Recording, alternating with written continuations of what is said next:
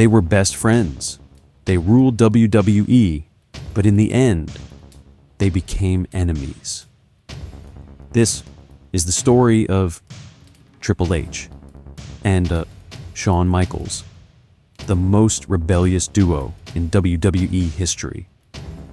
Back in 1997, WWE was struggling. Ratings were falling, competition was rising, and then came a group that didn't just change the game, they broke it. It all started with Shawn Michaels.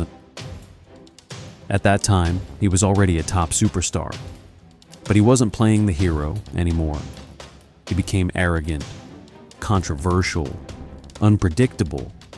Then came his real-life best friend, Triple H. Together, they formed something dangerous. D-Generation X. DX wasn't just a team, it was a rebellion. They mocked authority. They insulted opponents. They broke rules, live on TV. They didn't care about respect. They wanted chaos. From making fun of their own boss, to doing things WWE had never allowed before. DX became the face of the Attitude Era. Fans loved them. Critics hated them. But nobody could ignore them. At their peak, DX was unstoppable. They added members like Chyna, Road Dogg, Billy Gunn, and they became a full army. One of their most iconic moments?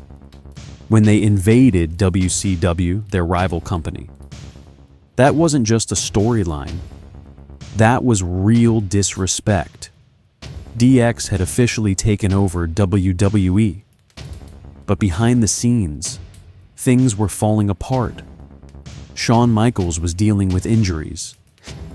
His back problems were getting worse. And in 1998, everything changed. At WrestleMania 14, after losing the championship, Shawn Michaels was forced to retire. Just like that, DX lost its leader. Now the spotlight shifted to Triple H. And this is where things get interesting. Instead of ending DX, Triple H rebuilt it. He turned it from a rebellious group into a dominant force. DX became even more entertaining, more funny, and even more powerful. But something was missing. The original chemistry, the real bond, it was gone. Years passed. Shawn Michaels stayed away from WWE. Fans thought it was over forever. But in 2002, he came back. The Heartbreak Kid returned. And for a moment, it felt like DX was back. Fans were excited. Nostalgia hit hard. But this wasn't the same story anymore. At first, Triple H and Shawn Michaels reunited as friends. They hugged, they laughed, they stood together again. But then, betrayal. In one shocking moment, Triple H attacked Shawn Michaels. No warning, no hesitation. Just pure betrayal. Why? Because Triple H had changed. He was no longer the fun-loving rebel. He had become the game. Cold, calculated, ruthless. This led to one of the most emotional rivalries in WWE history. Best friends turned into enemies.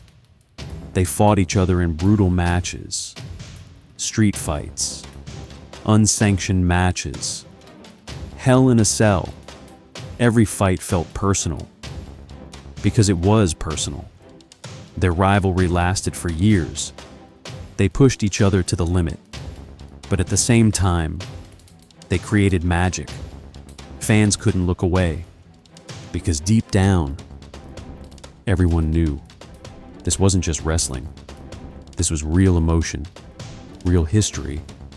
Eventually, after all the fights, after all the pain, they made peace. DX reunited again, this time as legends. Older, wiser, but still iconic. From 1997 to early 2000s, their journey lasted years. But their impact? forever. DX didn't just entertain fans. They changed WWE forever. They made wrestling edgy, real, and unpredictable. And even today, whenever you hear, "Are you ready?" you already know what's coming, because legends never die. So the question is, was DX the greatest duo in WWE history, or the most dangerous one? Subscribe for more insane WWE stories you've never heard before.